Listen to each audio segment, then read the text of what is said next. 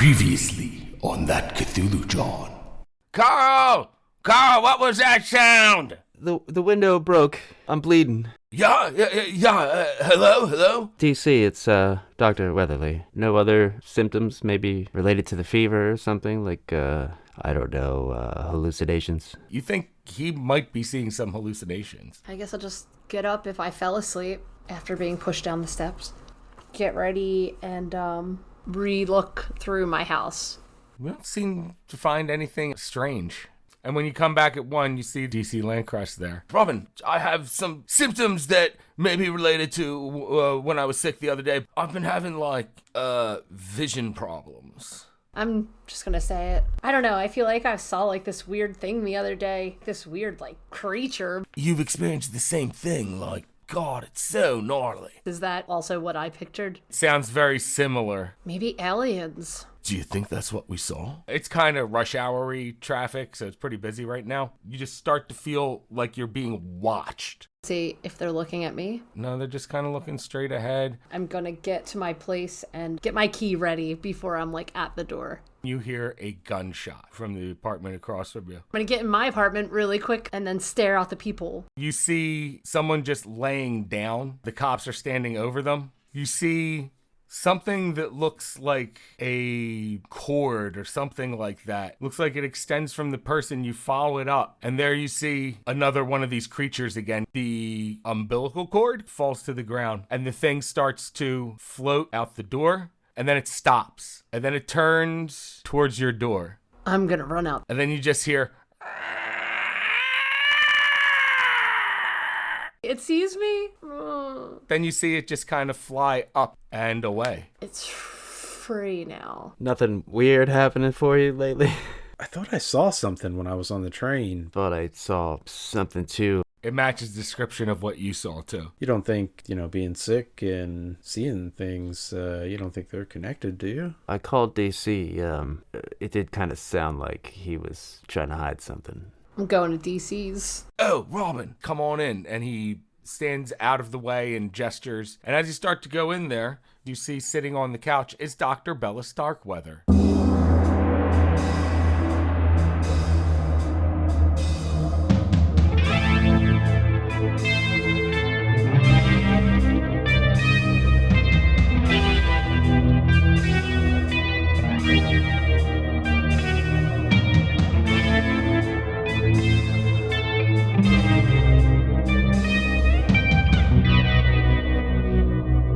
welcome to that Cthulhu John. Hello, thanks for joining us for that Cthulhu John Campaign 2, Episode 4. We are a Real Play Call of Cthulhu podcast. I am George, your keeper of arcane lore, and with me are my friends and investigators, Chad. Hi. Chuck.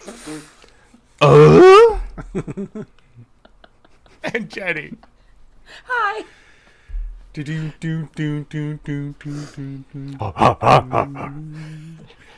More power, guys. I don't think so, Tim. Man, I'm on fire already. I'll just do this the whole time. That's good. She's Wilson. Yeah, Okay. you guys can't see it, Get but Picking over her book. Oh yeah, you can't. You'll see never it. be able to tell what I look like. Sometimes you'd be like this high. It was too much. We know what you look like. You're showing us all the way down to your top row of teeth. We're just missing a chin a little bit. All right. So when we last left off, Robyn went to DC Landcrest's house to meet up because they both talked to each other and realized that they weren't the only ones seeing the weird creatures above people's heads. So they each know now that each other is seeing that. Those Little bird. Yeah, the little bird.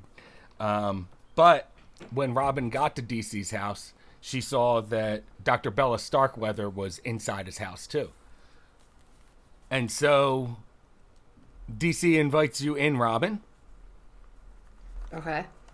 Okay, and Dr. Starkweather says to you, "Hi there, Robyn. I know this might be a little bit of a surprise to you, but why don't you come in and have a seat?" Okay. DC told me you got him sick. I didn't get him sick. He got me sick. So, I wanted to come here to talk to both of you. I didn't want to seem unprofessional at the office in front of patients. So, when DC told me what he was seeing and that you were seeing as well, I said that I wanted to meet up with both of you. I asked DC if it was okay if I came to see you as well. And I just got to tell both of you. Yeah, Dr. Starkweather? It's Chirpies. She says,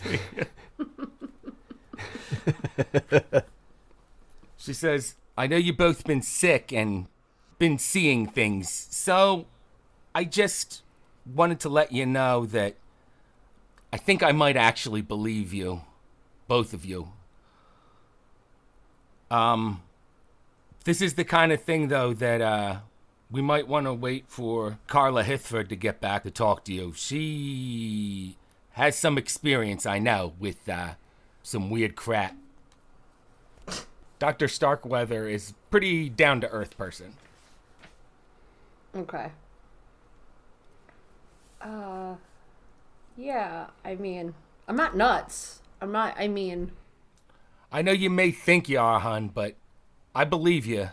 After all, DC over here is seeing the same thing. Yeah, like some sort of like weird little fetal thing with like these black eyes on it, and oh man, it was just terrible. And I keep seeing them. Do I trust her? I'm gonna say yes, you do. Okay. I like the voice. I feel like I would trust a voice like that. Somebody says like crap too. So. All right. Well, I mean, I don't want to sound more nuts, but the reason I'm here now sooner than 8 is because I just saw my neighbor maybe turn into a spirit and float out of its body and look at me. Wait. Then I ran down the fire escape. Whoa, dude, a spirit? I don't know if it was a spirit. It was just like a blob, like an umbilical cord was just glowing, and it just seeped out of the body, and then I think it looked right at me, and I don't know. Oh, dude, that's gnarly. It looked at me too. It opened its eyes, but like they opened the wrong way, like vertical slits in the eyes. Opened up and then, oh my god, so gnarly, so grody. When the lids opened up, all I saw was a bunch of eyes, each independently moving of each other, all balled up, looking around, and then all of a sudden, all the eyes seemed to turn and focus on me. And then it disappeared into nothing. Very weird, very weird. And then all of a sudden, DC flies up into the ceiling. Ugh! And then drops down to the ground. Ugh! And he gets up and he's like, what the hell was that? And Dr. Starkweather goes, oh my god! Oh my friggin' god! What the hell just happened there? DC gets up and he's looking around the room. He's like, what was that? What happened? And his nose is bleeding right now. I'm gonna hold on to a table, Okay. like if I'm on the couch, like the coffee table. Okay, so you hold on to the coffee table, and after DC starts to like calm down, kind of brush himself off, you then see him fly across the room into a cabinet full of dishes, and it just breaks the china cabinet, and there's debris everywhere, dishes everywhere. DC gets up and he goes, oh my god, what's happening right now? And he's like, the wind's knocked out of him. Hold on to something. Hold on to the sink or something. Okay, so he goes and he grabs onto the bottom leg of a big heavy table that's in the dining room with the china cabinet. And he's got his arms around it right now. He goes, don't let it take me again, whatever it is! Is there any do you have any extension cords laying around his house? I don't know if they would just be laying around the house. not like laying around, but plugged into anything that I could see. I don't know. Like, is there anything like, like what kind of house does he have? Is it like a dude's house? No offense, but is it like? It's kind of dude-ish. Is it like fancy pants, or can I unplug a lamp and like if it breaks, you can unplug the floor lamp. Okay, I'm gonna unplug a lamp and I'm gonna tie it around his ankle. Okay. And I'm gonna hold on to the other side and hold on to the table. So we got this scene here with him holding onto the table, you holding onto the table, and you got the lamp tied around the lamp cord tied around his ankle. And Dr. Starkweather's just there with like a shocked look on her face, looking around the room, trying to find whatever it was that shot DC across the room. And after about 10 minutes of you guys just all kind of buckling down and screaming at each other like, what's happening? Do something! Dr. Starkweather jumps into a lazy boy chair and grips onto the arms as hard as she can.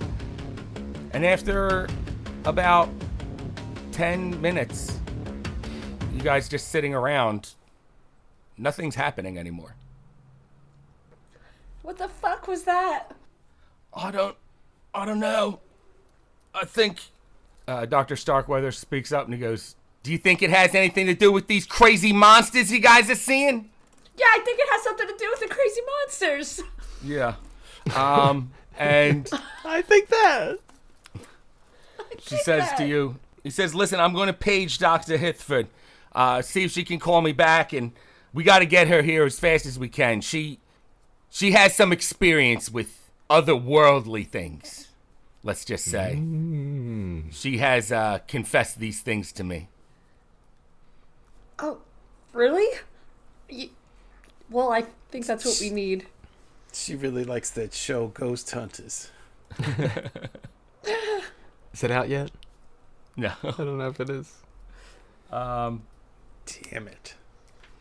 But then DC's like, Unsolved mysteries.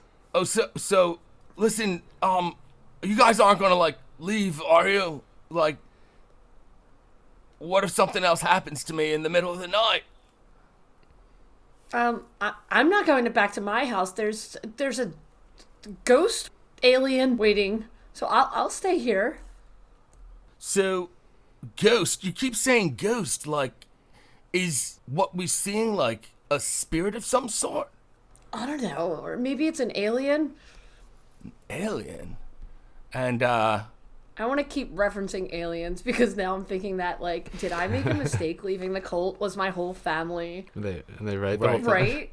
I mean, did my neighbor's body like get raptured and I fucked up big time by leaving? So you're starting to feel second thoughts about leaving the cult there. Yeah. I don't want to be left below. So Dr. Starkweather says, I guess I can stay here with you too. Just so you know, Robyn, you're not here by yourself with DC. No offense, DC there, but girls just feel more comfortable with another girl around. Yeah, plus we're both haunted. Right. No offense there, DC. And DC's like, no offense taken there, Doctor. But I think it might be best if we all just kind of stayed in the living room.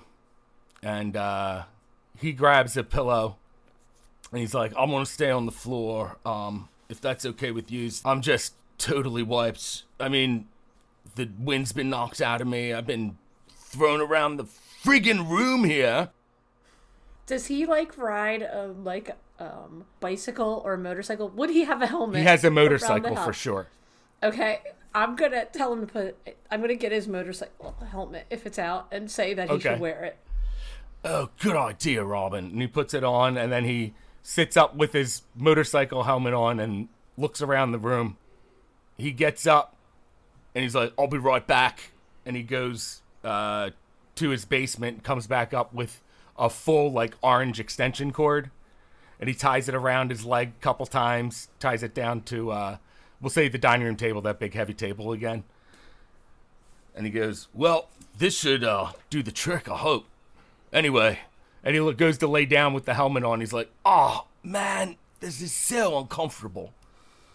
He starts to go to sleep anyway, and Dr. Starkweather says to you, Robyn, I guess I'll try to sleep with one eye open here.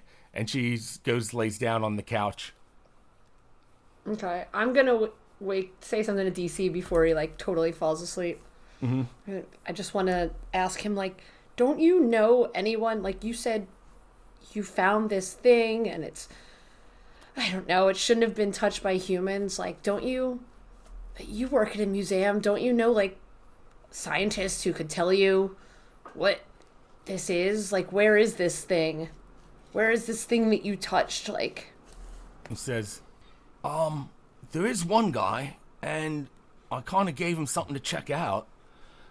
He mentioned something about feeling sick himself. oh my God. Like, don't you think you should call him? Like, what if he's getting bashed around in his house right now? What if he's sick and he's getting floated around? Oh man, I didn't even think of that. Carl, do you think he has your home phone number? Because I don't think he would. I don't think he would. No, you have his, but he doesn't have yours, kind of He thing. would have my office number. Right. He might have my email address. Okay. Email. Let's see here. So, He probably has my email address, I'm sure. drbones@aol.com. That's it. What do you do? Do you go to sleep in the lazy boy chair there, Robyn? Or do you, No. I'm just gonna sit there. just going to sit there? Wait till everybody falls asleep, and then I'm gonna look through his house. Nice. All right. Because I think he was being weird when he was like, we should all stay in this room, or was it like a safety thing? I think we should all stay in this room.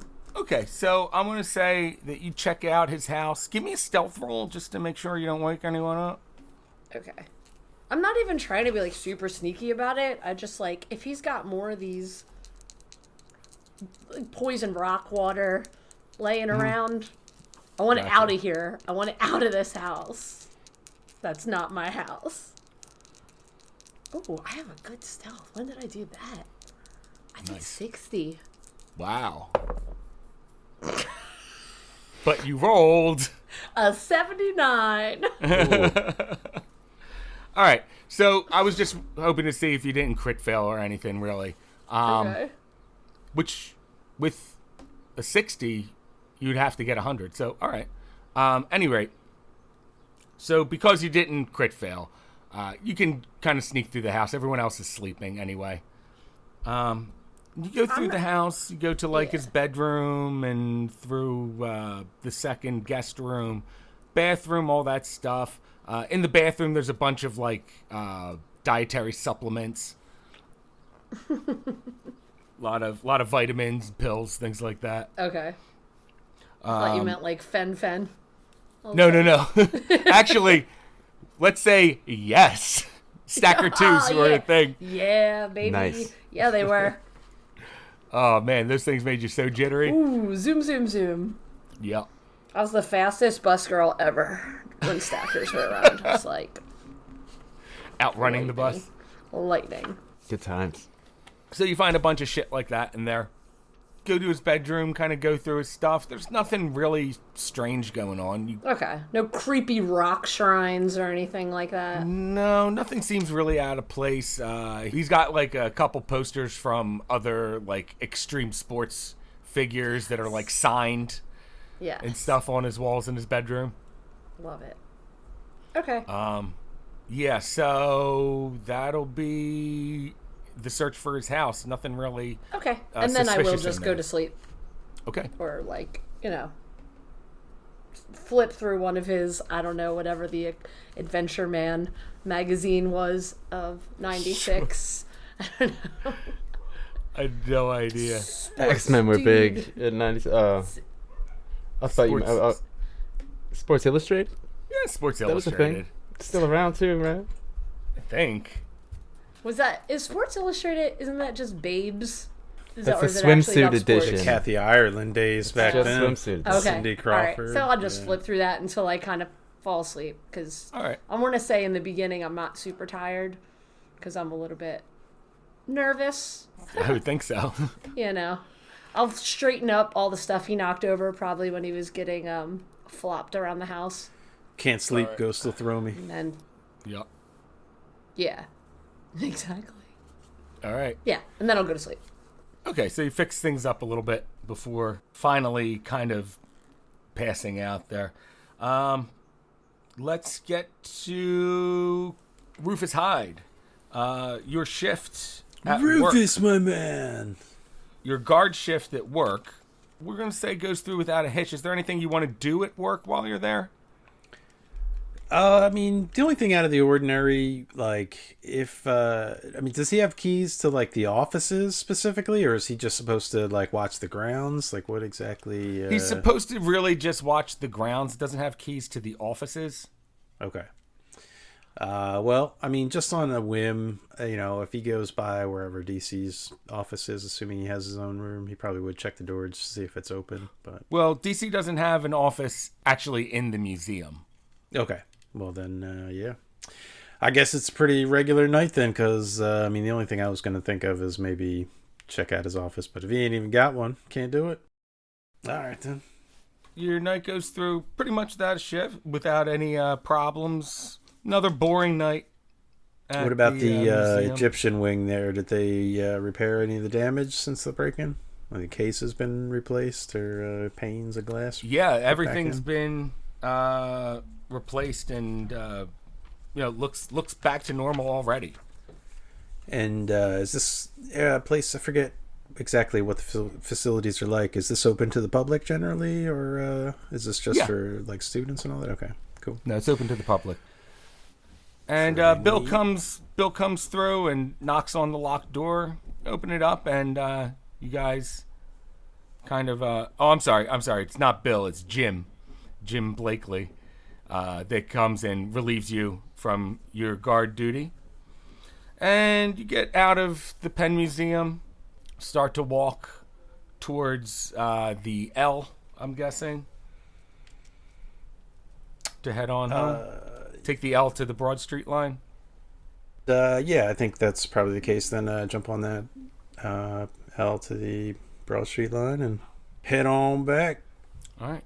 On your way to the L, give me a spot hidden roll.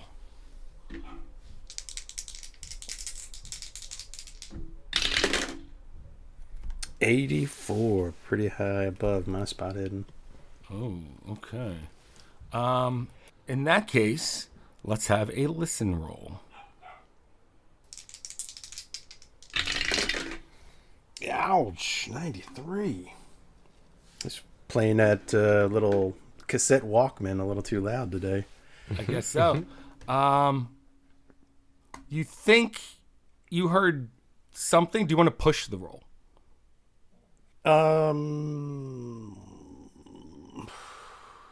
No, not really. He's probably like standing up against like the, if when you first walk in the L car, they have like those like window kind of barriers or whatever. He's probably standing up against one of them, just kind of like not exactly headbanging, but like bopping his head or whatever he's listening to. He's probably got some metal playing a little bit loud. Like so you're not gonna push the roll?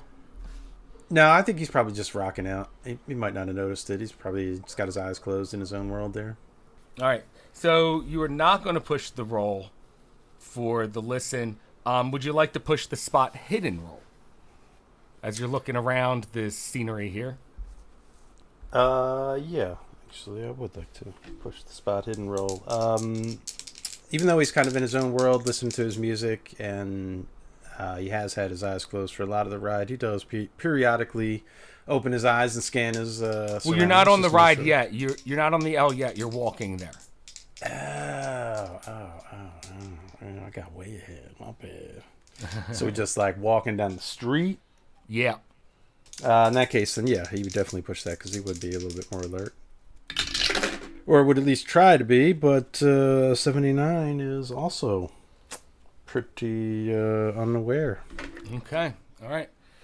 As you're walking down the street and kind of, taking in your surroundings there, the sun is just starting to peek up above the buildings, casting a long shadow.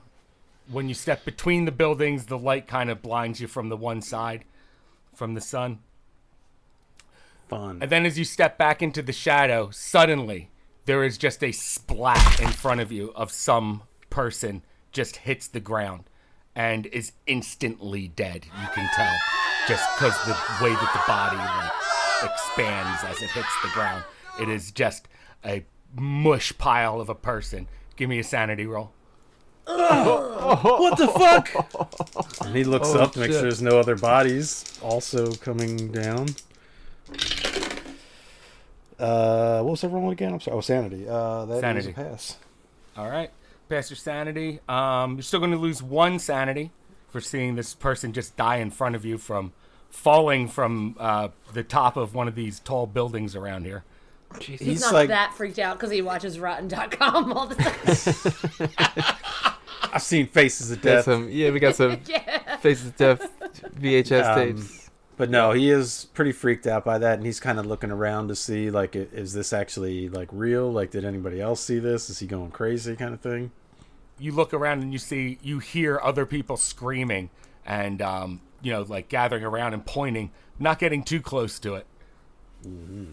But you're the one who's, like, right there. Yeah, speaking about close to it, I mean, I, like, sprayed with, like, body juices as this thing, like, explodes on the pavement. Your pants, you've noticed, are wet, and it looks like it might be blood. Blah, gross. A little splatter across your pants. All right, I'll check his pockets real quick. Nice. I loot the body. There was loot, but it smashed. Man, yeah, I don't know. I'd look around for a payphone. Is there one in the general area? I might have to call this one in. There's one right down the street there. And you call 911 and they say, 911, how can I help you? Oh my God! A body just fell from from the building. He gives the address area, I guess, that he's at. Okay. And, he hit the pavement. He is so dead. Oh my God! Please get somebody out here. And you hear her under her breath go, another one? Ooh. And he's a little taken back by that, but he doesn't question it. She says, yeah, we'll be dispatching police there right away, sir, and an ambulance too. Oh man, send a meat wagon. There's no way this dude made it. Oh my God. Okay, sir. Emergency services will be there soon. He hangs up the phone, just kind of stands there, maybe stunned a minute. He's probably going to hang out for the police to come and give a report since he's covered in this person's blood, or at least his pants are. So the police arrive. They do ask around, like, who called 911 for this. And I guess you kind of step in. Yep. He raises a hand, steps in there. And he says, what happened here? I didn't really notice it until it happened. I was just walking. I was heading home after work, and he just hit the ground in front of me, and he kind of gestures to his pants. He's like, I was close enough. I got hit with some of the spray. Yo, holy shit. What the hell's going on? When I called it in, the lady said that it had happened already before. Like, what? How many people has this happened to? The cops both look at each other, and then the one turns back to you and says, sir, we don't like going over all of the more gruesome points with civilians. I hope you understand. Well, I mean, I'm kind of knee deep in it. And he gestures to the blood on his legs again. And tries to roll a little persuade, maybe? Okay, sure. Give me a persuade roll. Yeah, no personal skills. I think we'll skip the intimidation with the police officers. Right. 36 is a successful persuade roll. Nothing fancy, but back it off. Okay. Yeah. So the other cop, he leans in conspiratoriously. Nice. And says, there's been a string of suicides across the city. It's just an uptick. Unusual. Holy shit. He kind of whispers it, try to keep it on the DL still, but he nods and appreciates that he was, forthcoming with that info. He says, dude, this isn't the first jumper I've seen this week. Holy shit, man. Well, Here's my info. If you guys need anything else, it's been an overnight shift, so I'm starting to wear down. That's pretty crazy. I guess hopefully this is the end of all this stuff. He kind of shrugs, not really knowing why there would be a bunch of suicides, but he's still pretty freaked out, though, also. Of course. I wouldn't say exactly in shock, but, like, he's very distant at the moment, I would think. Right. So they take down your info while you're kind of standing there in disbelief. They covered the body and everything, right? Oh, yeah, no, by this point the body's covered. It has been lifted and taken away. Man, that's one of those things you just can't unsee. Definitely. He kind of he's not really looking at one of the officers, but he says it loud enough so that, they could probably hear it if they're in the vicinity. Yep. So, Rufus, you eventually do get home. And you get in, turn on the telly there. And there's a news report on the kid that killed himself, that jumped from the building. Was a young student, University of Pennsylvania. They say, a couple facts about him, like, big Phillies fan, came from, a loving household, and then they have like a picture of him from a yearbook or something up on the screen. You can tell, he was a young kid. They go on to say this is one of many of a stretch of suicides that have plagued the city over the past 2 weeks. Did they give a name specifically? Of who? Of the recently deceased? Yeah, they give a name.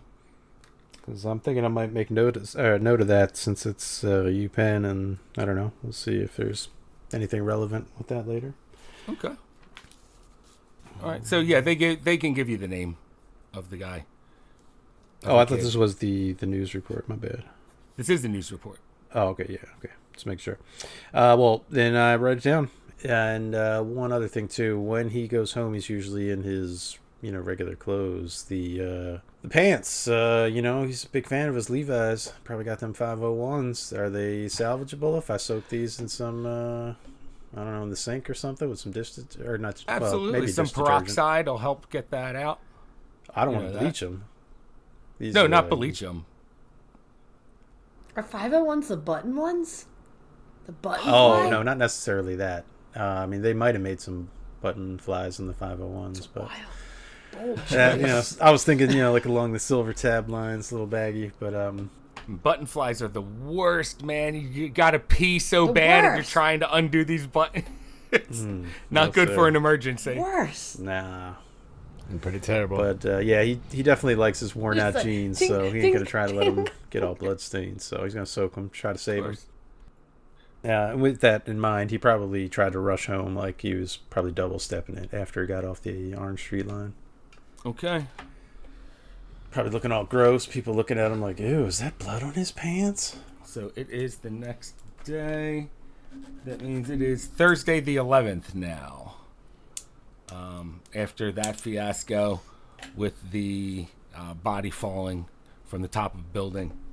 So in the morning, let's go back to Dr. Carl Weatherly, who's waking up. All right. Stretch. Around what time do you figure you wake up there? It's 7. All right. You wake up to the smell of burning plastic. I hop out of bed and try to track it down. So you start to head down the stairs, and you see that your mom is in the kitchen cooking right now. And you see some black smoke coming up from the stove that's behind her as she's sitting at the table. Looks like she's just reading a newspaper. I run over to the stove and turn it off and move the pan, I guess. As you go to turn it off, you realize that she was cooking sausages, but they were still in the box, in the pan. Mother, you didn't take these out of the box. Can't you smell that Are you smoke? telling me that I don't know how to cook? I know how to cook, Carl. Throw the pan in the sink, maybe. Well, what do you call that? And she looks at it and goes, I don't know. It just slipped my mind. It's fine, Carl. It's fine. We'll get another box of sausages out. And she goes to the fridge and starts to rifle through it. It's just full of boxes of sausages. It has a bunch of Exactly different what I frozen meats in there. Vegetables too. I continue the rest of breakfast. I'll cook. You decide that you tell your mom that you're going to cook, and she says to you, "I can cook. I just fine, Carl." And she goes, It's fine. Just Got sit a whole down. bag of sausages with your name on them. And you sit down, make breakfast for your mom, who does seem to be a little off these days. You've been noticing her kind of having like a little bit of a mental decline. Good days and bad days. Exactly. She has some better days than others. But she's always mean. Pretty much. So you finish up breakfast. What do you do after breakfast? I probably should have done this yesterday, but I gotta call somebody to get that window fixed. Okay. So I'll set something up for that. I'll take out the yellow pages. Or no, it'll be the white pages. If you find someone to fix it, it'd be yellow pages. Walter never got his window fixed, so it's good that you can. Yeah. Yeah, I gotta do it because that bothered me so much. All right. So you do call up someone. They say that they could come out tomorrow to fix it. Okay.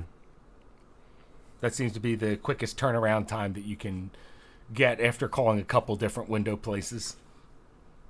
Where do you go after you do that? Do you stick around at home or No, head to work. head over to work? I got some things I want to look into. All right. So you go to your work at the museum. What do you Yup. want to look into? Do I have access to any like archives with some uncommon knowledge? I don't know, maybe Sure. specifically about like spirit animals or ancient American lore. Sure. I'll try to focus it around that New Mexico as well, but Okay. I'm looking for any information I can glean about spirit creatures, Okay. spirit animals. Give me a library use roll. Yeah. Let me know how good I you got my pass. library if you do. card.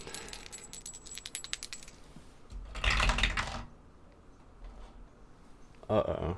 Uh-oh.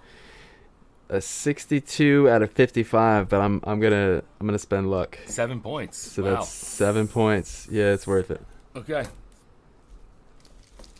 All right, so you try to look into things that might be similar to this, similar encounters of spirits that are attached to someone.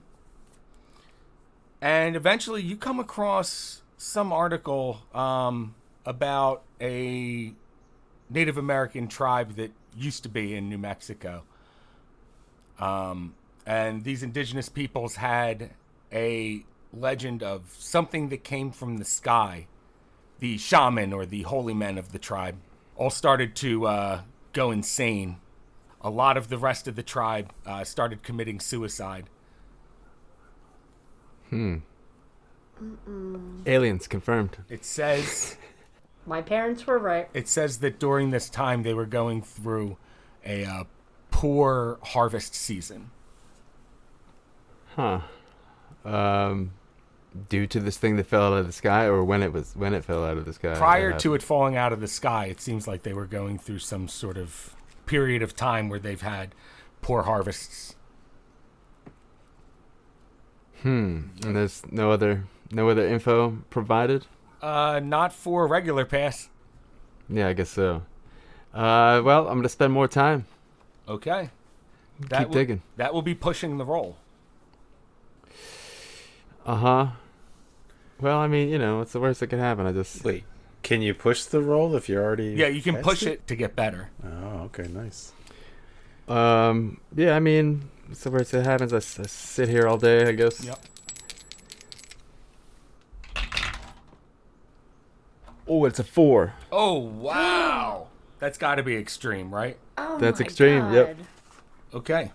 So Worth. you get this tidbit of information, and you delve even more into it, getting as many records as you can about this particular event. It mentions that after the tribe members who committed suicide died, they said that there was something released from the body, a soul, but a dark soul that ascends out of the body when the body has perished. It goes on to say that this dark soul basically seemed to be feeding off of negative emotion, or that's at least what the legend said. No info on how to stop it? No info on how to stop it. Huh. Is there anything about it ending? It doesn't. Or did everyone involved kill themselves? It looks like the tribe members who were inflicted all killed themselves, and then after a string of suicides, it just ended. Okay. And these suicides are just all in proximity to the thing that fell out of the sky? Well, it's they took that as an omen, that whatever fell from the sky, and then afterwards, all this weird shit started happening. Yeah. And it was after a poor harvest season. Did somebody... I wonder if somebody summoned something. I don't know. Weird. Okay. But you gotta figure... Give me an idea roll. Idea roll being, not education, intelligence. Intelligence. Yeah. I have an idea. I was like, wait, is there an idea? I never rolled for that before. The intelligence roll. 65, whatever. Roll 22 out of 65. All right. That's a hard pass. All right. So you get the feeling that there was basically a lot of misery because of Suicides. No, not because of the suicide. That there must have been misery because of the poor harvest, and that these dark spirits were feeding off of people's misery from the poor harvest. Probably Alright, some so more miserable than others. We just need to make this city a happy city. Not gonna happen.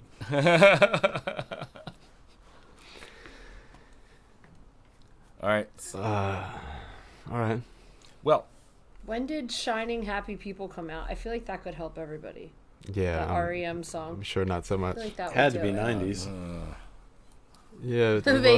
They hated that Had to song. be. I think everyone hated that song. I love that song. Oh God, I believe it. That is an earworm. That fucking song.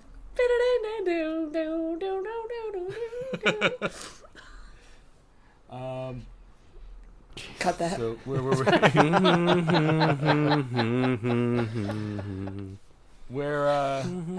Okay, so that's all the information that you can glean right now. Okay. I'm feeling a little hungry. I remember there's some might be some chili in the fridge still. All right, from your buddy Rufus, his Uh-huh. homemade chili. Nice and hearty, slow cooked, meat's all tender. And it is pretty good after you heat it up.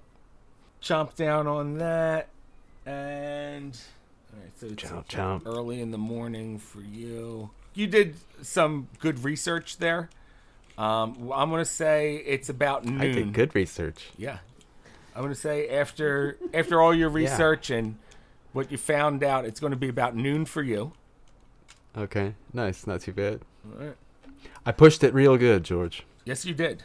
Another good one. Yes, you did, and it was worth it. All right. Let me search it. And then you drink slurms with been kitty flan yam. That's really All right, so it is time for Robyn to go to work in the morning after wake up, and Can I get a hit point back? yes, you can. Everyone can. Oh, I forgot. I need one. Yay. I need two. Dr. Starkweather wakes up And she says, "Oh my God, it's almost. I'm going to be late getting in. Robyn, do you think you can hold back some of the patients for me?" Yeah, I think you have a. Yeah, I can. Just stall. to make sure, this is Thursday the 11th, right?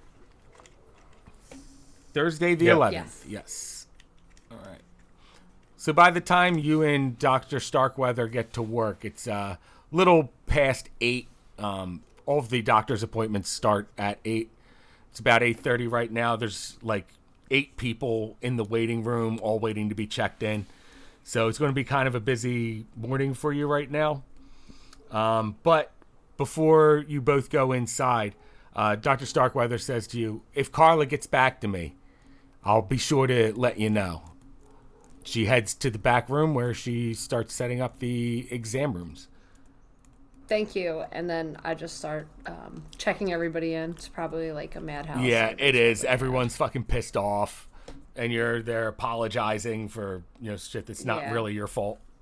I don't understand. Yeah. You guys tell me to get here 15 minutes early for every appointment, and I've been waiting here for over an hour.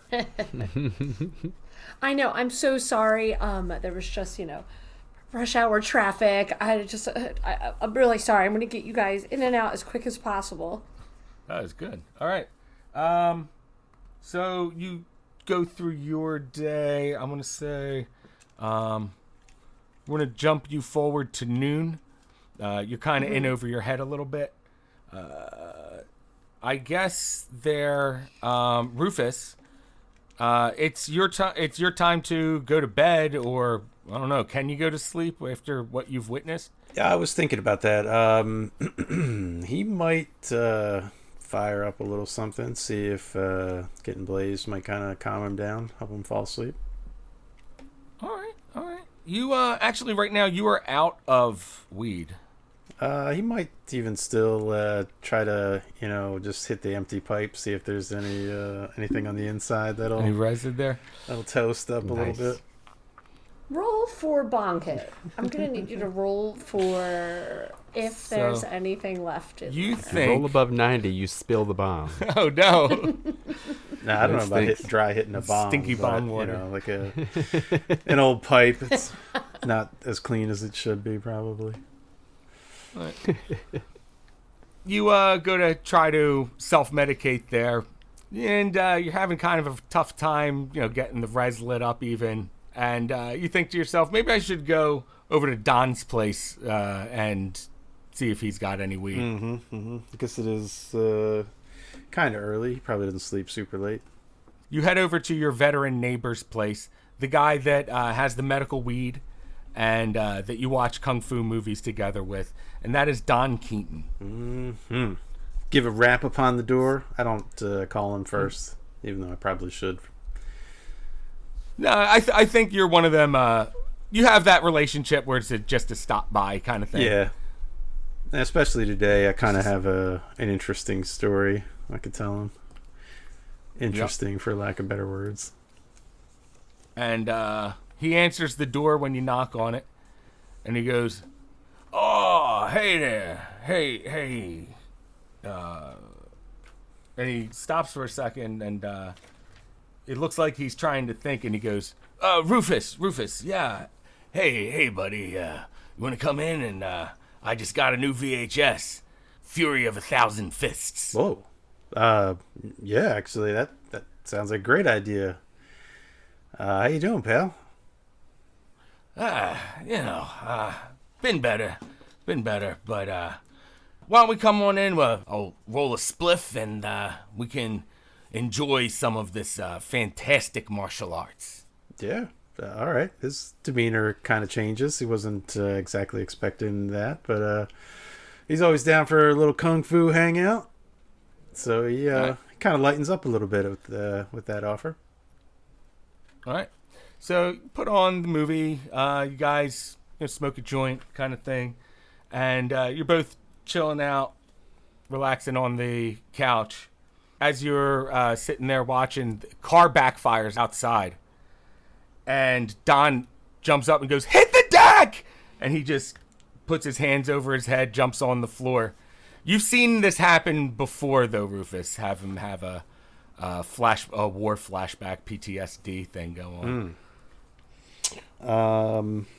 I don't know if that's necessarily a psychoanalysis thing, but he would take a knee and just try to talk him out of it, kind of thing. Like, hey, easy, man, easy. We're right here. I think it was just a car out front. And he stays low just to kind of humor him, and goes to the front window or wherever side of the house that the sound appeared to come from, and he cautiously looks out there. All right, you look out there, and you don't see anything that looks like anyone's running away or anything. Doesn't look like anyone's panicked on the street there. This is it's clear, man. It's nothing. I think it was just a car. He goes, Nick, before we die, I gotta tell you something, Nick. Shit. He doesn't interrupt him if he's kind of in the zone there. He says, Nick, when we were in the shit, when we were gone, when my troop was gone, the first troop I was with, we saw something weird. A group of men, but they were really short, really small men.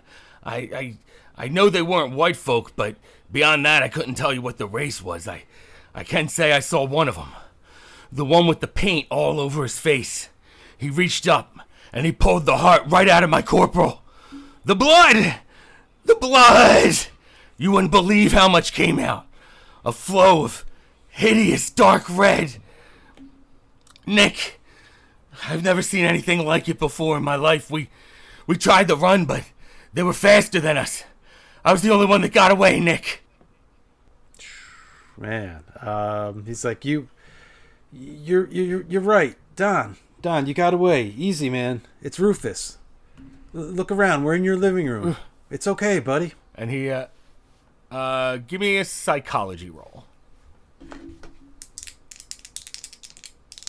Fucking pygmies? Halflings? 67 will pass. Yeah, high psychology. All right, Okay. so you can tell he's starting to come out of it a little bit. He looks around the room. He goes, "Oh yeah, Rufus. I'm sorry, man. No, it's okay, man. Because I'm in therapy for it, you know, and it's he seems really embarrassed and like shy right now. I mean, that actually might be part of the reason that Rufus gets along with him, given his college background of the psychoanalysis and psychology. I mean, he might often try to talk him down from things like this, or, you know, just kind of bring him back to reality or Earth, you know, sometimes if need be. Yeah, very cool. That's very nice. Keep him anchored. there, Rufus. Help your neighbor out like that. He's like, hey, you know, that stuff you saw, I mean, it's nothing like that, but you wouldn't believe it, man. On the way back from work, somebody jumped off a damn building, landed right in front of me. He goes, holy shit, man. Were they okay? They No, they were gone on impact. That's terrible. How are you doing after this? Well, that's kind of part of the reason I had hoped to maybe stop by. I figured a little something to smoke might kind of calm me down a little bit. You know, I worked the overnight shift, but I was a little strung out, to say the least. Just kind of hard to unsee, you know, and the sound. Yeah. Just the crunch, you know. I could still hear it. He shakes his head a little bit. He gives like a shiver, like a willy, like you're giving him the willies kind of thing. I'm sorry, that might have been a little much. It's just hard to get out of my head. He's like, yeah, I get that. I get things that are hard to get out of your head. And he reaches up and he grabs the remote and he hits pause on the VCR. And he says, hey, Rufus, how about just give you a little bit? And he starts opening up his medical marijuana and putting some in a tiny bag for you. Oh, nice. He says, here, just a little something to hold you over. Oh, hey, thanks, man. I appreciate that. I think I'm going to try to rest up a little bit, if you don't mind. We can restart the movie some other time, okay? Yeah, of course. Let's catch up this weekend. I got a couple new movies too. So between this one you got, and I think I picked up 3 new ones, we'll have a few things to pick through. Yeah, that sounds good. Catch you Saturday? Yeah, Saturday. Saturday sounds like a good time. Well, hey, man, I'm always there for you if you need to talk, but honestly, man, shit's been a little weird lately. I hope you don't mind if I check in with you later, just in case I might need somebody to talk to. And he kind of shrugs. Well, yeah, of course. You can come here anytime, Rufus. You know that. Oh, that's awesome of you. Well, thanks again. He kind of secures the little bag that he gave him, and Right. says, "Thanks for having me, pal. I'll check in with you soon." All right. And he leads you to the door, and you can tell he's pretty tired. He's really worn out from the mental stress that he just went through. But he lets you out, and he locks the door behind you. Thinks about the story he told me a little more, though, when he has a moment. Like maybe as soon as the door closed, he kind of thinks about the little people specifically chasing him. Yeah. So he went on to describe the people a little bit more. I didn't do that at the time. But he did describe them as not only short, but looks like they filed their teeth into points. Troglodyte motherfuckers. Each of these little guys. Yeah. Yeah, kind of. It's kind of what he was describing, like weird little, like, they kind of look human, but at the same time inhuman.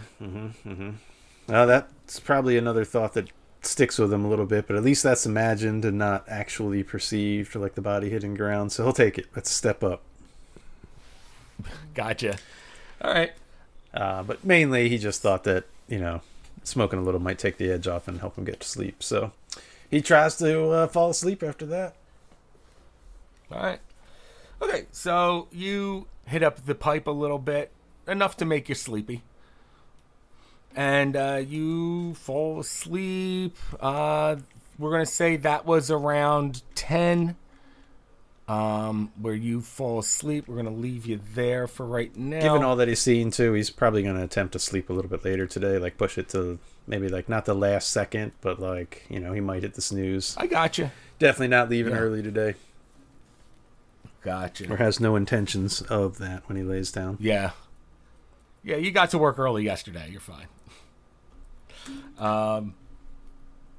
So at the private practice building that we're at, Robyn, eventually the doctors have caught up and you are back to your normal pace of doing things. But that's approaching lunchtime, where things kind of start to even out. And there's a little break in the schedule, to get lunch. When you go to do your break, you go to the lunchroom, and in there is Dr. Starkweather, and she is talking to the optometrist there, Dr. Webler. That is Dr. Webler. It is the optometrist there.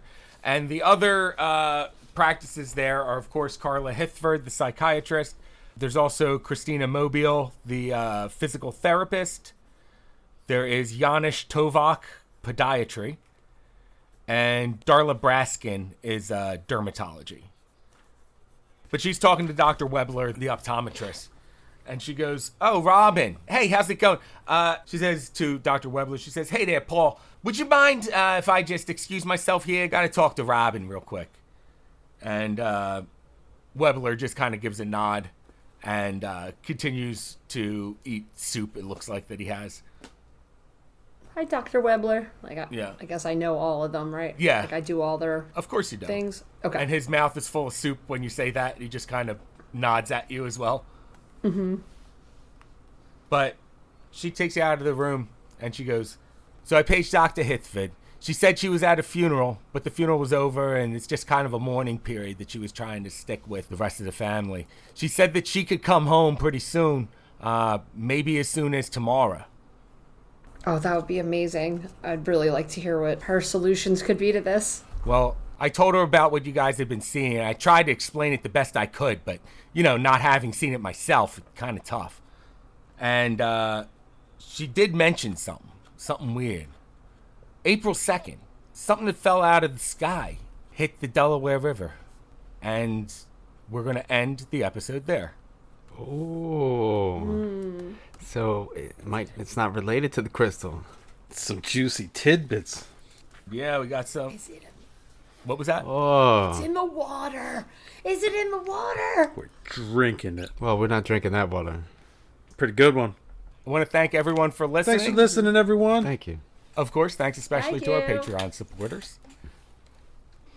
And everyone remember, until next time, sanity is overrated. Rated. Ooh.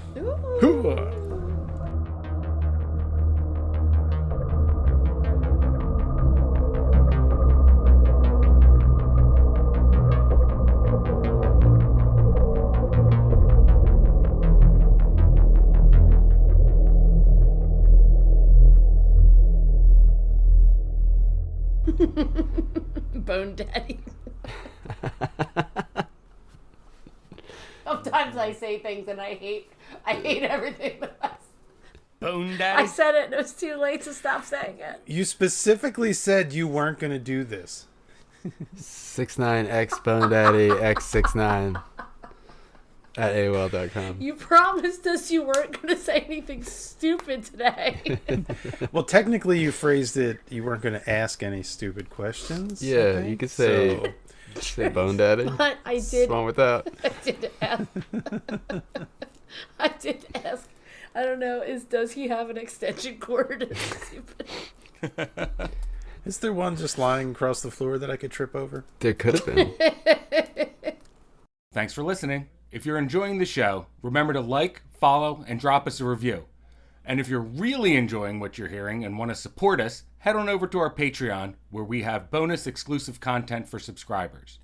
We're also on YouTube, TikTok, and Instagram at That Cthulhu John, and you can always send us any questions and comments over to thatcthulhujohn@gmail.com.